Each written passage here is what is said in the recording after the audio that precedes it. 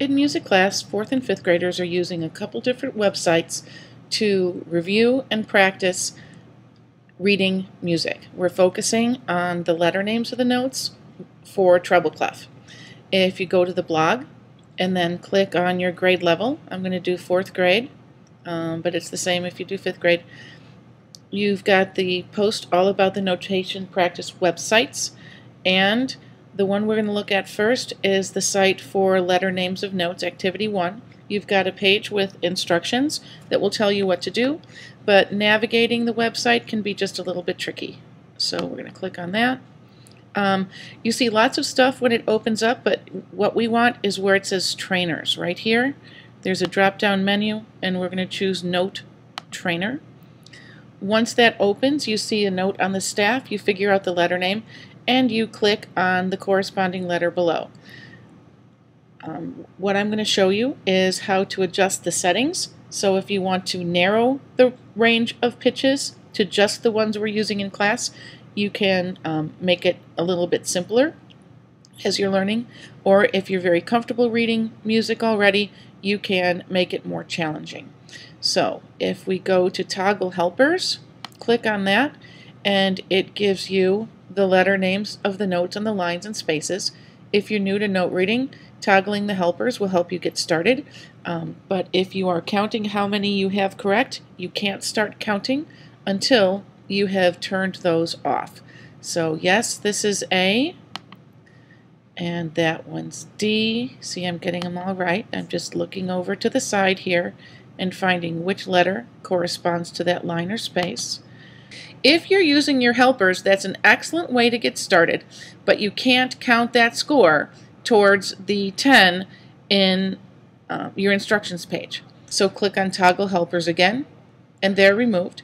We need to reset the score because you're doing 10 notes without the helpers turned on. If you are new to note reading, you may want to narrow the range. If we click on Settings, here's where we get to change the rules for the notes they give us.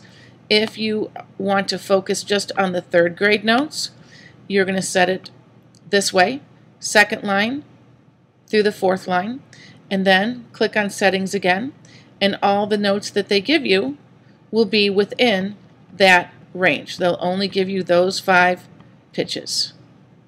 Click on Settings again, and we can go back.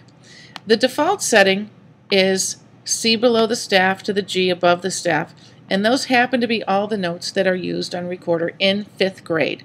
So if you keep the settings, you'll be set for 5th grade notes. If you want to change it so it's just the 4th grade notes, you're going to move them so that it looks like that. If you are very comfortable reading letter names of notes on the staff, you can make the range wider than we typically play on Recorder. So we've got ledger lines below and above. If you click right where the clef sign is, you can add more clefs. If you're a piano player, you play bass clef and treble clef. So if you want to practice both at the same time, that's fine, but the only one we need for music class is this one. If you're trying to enable one of the other clefs and nothing's happening, I'm clicking, I'm clicking, I'm clicking. Notice that it's an arrow. When it's over the clef, it turns into a little pointer hand.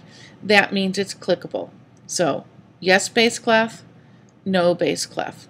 If you are a viola player, if you would like to practice alto clef, you can do that as well. Definitely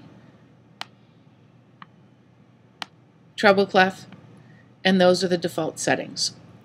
When you're finished changing this however you like, click on Settings again, and you go back to your other page.